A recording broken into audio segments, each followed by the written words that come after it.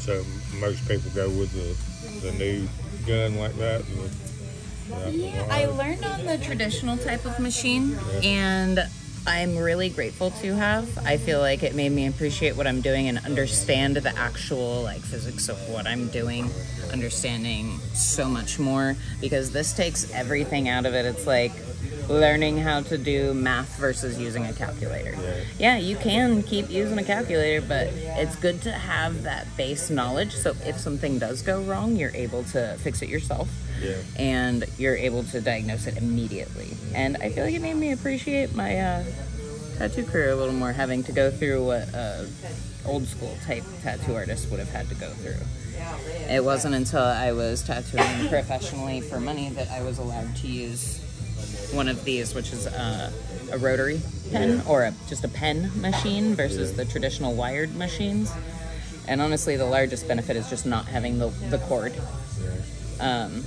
Being able to, that helps clients a lot. It's nice to, instead of back with the traditional machines, you either had to have one machine for lining and one for shading, or you had to take about a 15-minute break so you could change out your needles.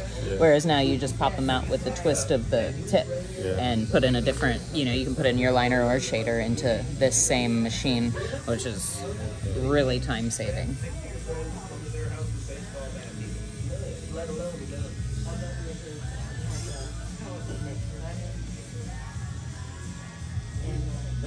Sometimes that noise that comes with them, like almost being you sit there long enough, it's like being in a cat scan. Yeah, you start feeling it in your teeth, and it just makes it all the harder to sit, because now on top of the feeling, you also have the sensory, like, you're listening to it sucking.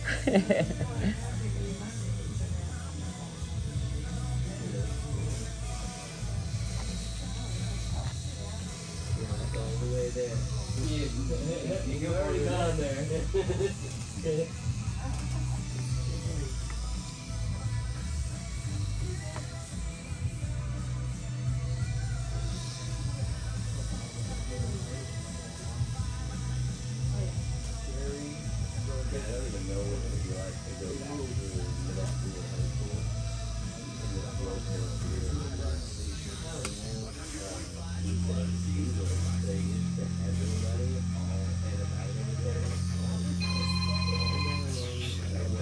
Jesus out of me.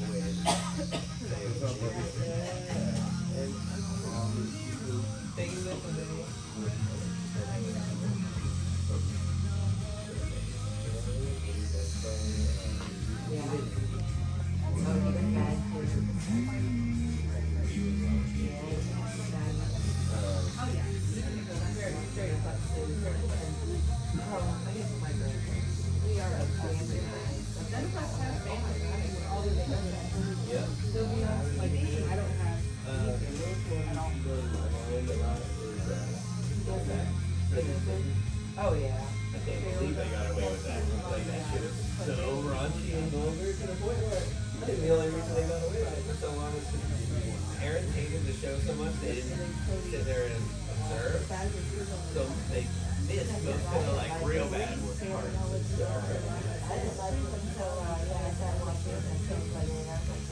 How many needles is in that one there? This one is a 9 mag, which means that it has 9 needles in the grouping. Yeah. And it's straight across. Some shading needles like this that have a wider grouping, they will have the ones at this side and this side go up a little bit, and that way you can kind of go in like the corners. With it like this, you want to only really be straight up and down so you don't cut into the skin. But it works really well for like gradients and blending like this.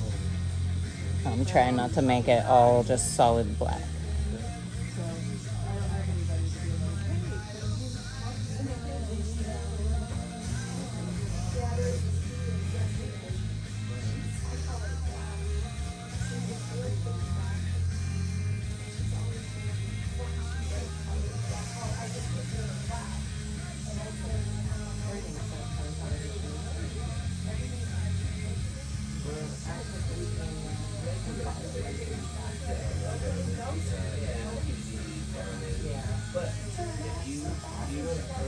And do you mind if I take pictures at the end?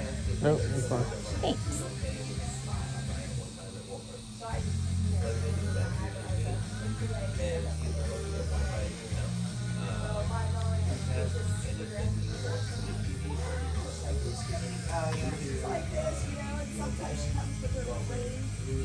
This not gonna all be black. It's gonna fade in at the end here towards the O and the ST, somewhere around there.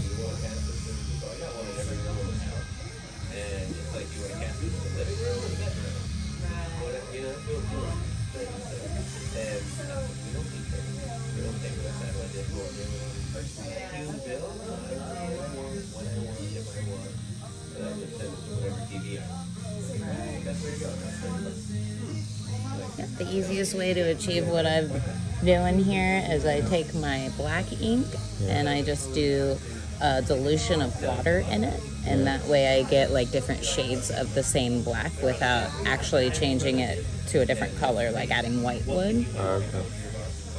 And that gives me a little more control. But with doing that, because it's a dilution, you're not getting as much of the skin at once. So it leaves a lot of open looking spaces. Yeah. And so the redness that's underneath will show through. And that's why it tends to look a little darker than what the end result will actually be. Okay.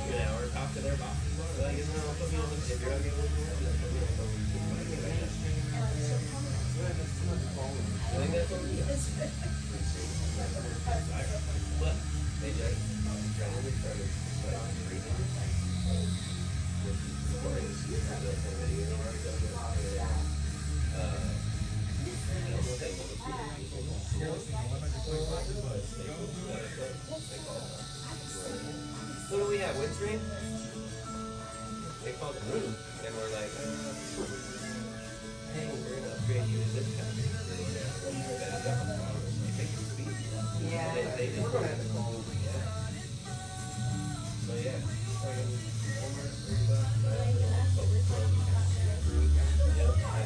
You don't have to pay for it ever again.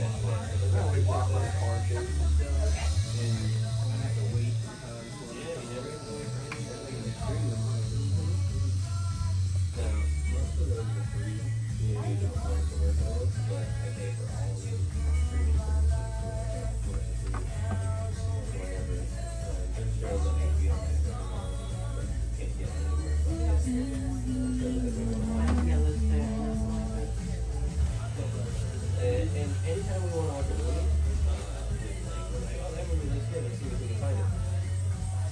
The most ideal way to go is Netflix, Amazon Prime, and HBO. I mean, those four are still cheaper than any cable or satellite, like by far. Now, what's the Vaseline help with? Just So the Vaseline acts like as a barrier from the ink. Yeah. So it makes it much easier to wipe away. If you did not have the Vaseline on there, it would take a lot of scrubbing to get the ink off your skin. Right. But on top of that, when it's still the stencil part and I haven't tattooed all of the areas that are in purple, when you use the Vaseline in the first place before you ever tattoo over those areas, it actually makes the stencil stay in case your glove touches it, because if this were to touch the stencil, it would pull it right off your skin. The Vaseline just is mainly a barrier and lubricant for the needles, so that way they don't ever stick in your skin.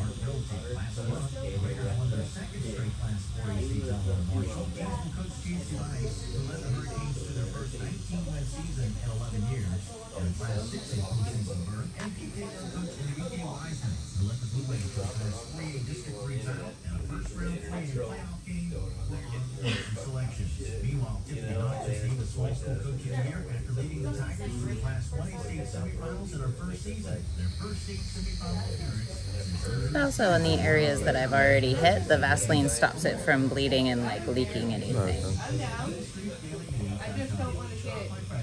Particularly with like heavy color work, there can be a lot of like plasma leakage, which is mainly just your white blood cells working overdrive to try and fix the problem, because it's like, oh, your body hurts, I've got to fix this.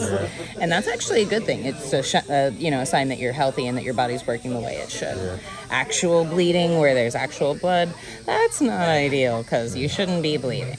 You're just in the top few layers of that skin, and all your body should be doing is, I'm sorry. I do. I haven't had a sangria in years. I might make this some for... That would be nice.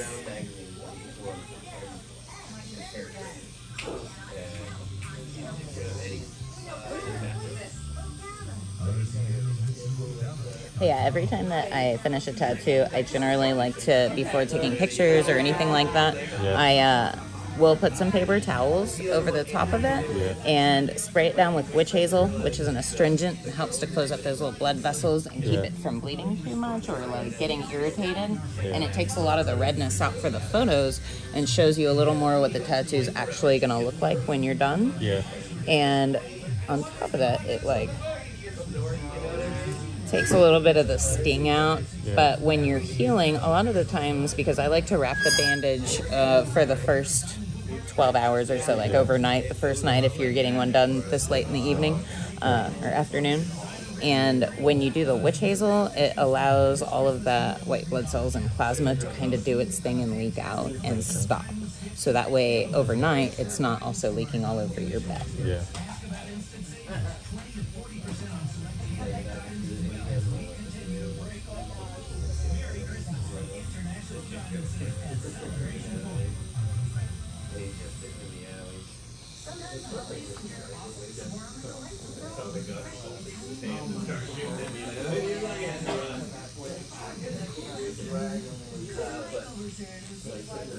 I'm just going to hit a couple areas I want to be a little bit more smooth, but we are almost done.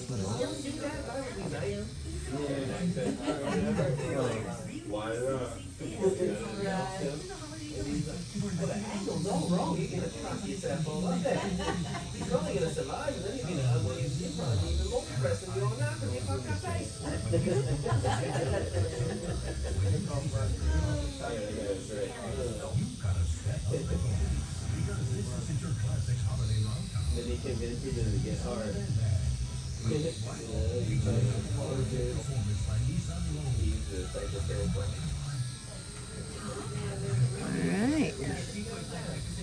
And that is that. How do you feel about that? I'm going to clean that up real good. I got to go grab some witch hazel from another station because I'm all out. And once that has sat, we're going to put the paper towels over the top and then let the witch hazel kind of soak in for about 10 minutes. That's going to get all the redness out so you can see a little bit more how that's going to look in the end.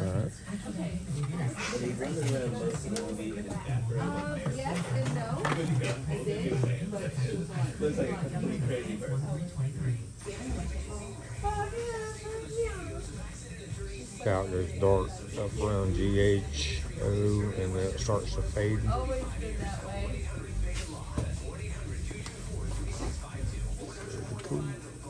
Hazel, you're a witch.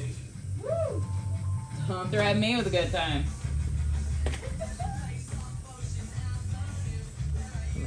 Let me scoot this a little closer so that way it's a little more comfortable for you. There you go. And then this will probably be a little drippy and cold, but it's gonna be soothing.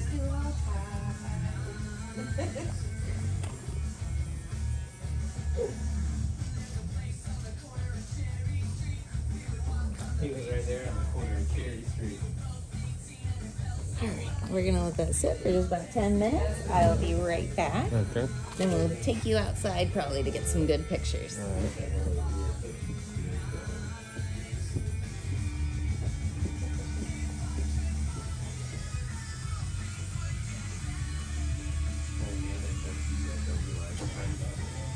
I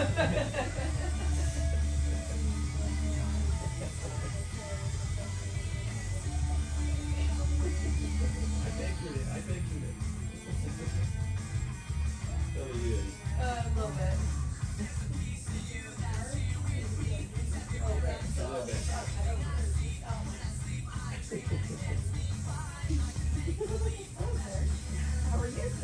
Alright, we're gonna do some details in this butterfly back here. And then we're gonna do that one.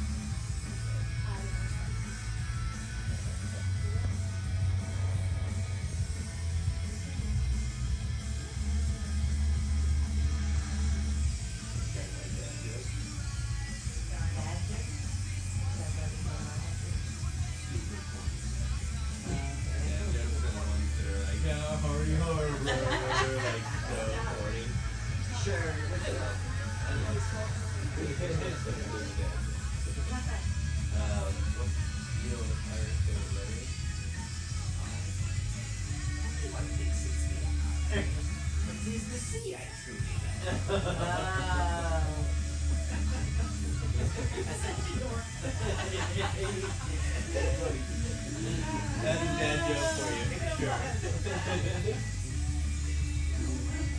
I loved watching your face. You were like, You played it good, didn't you? What's this gonna be?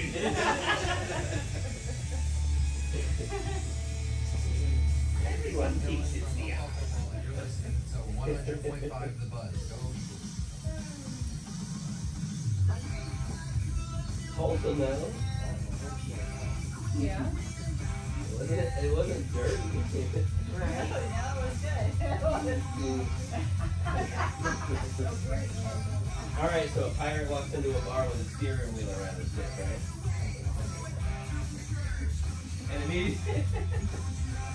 And immediately the bartender's like, whoa, buddy, you know you got a steering wheel around your pecker there? And he was like, "Arr, it's driving me nuts."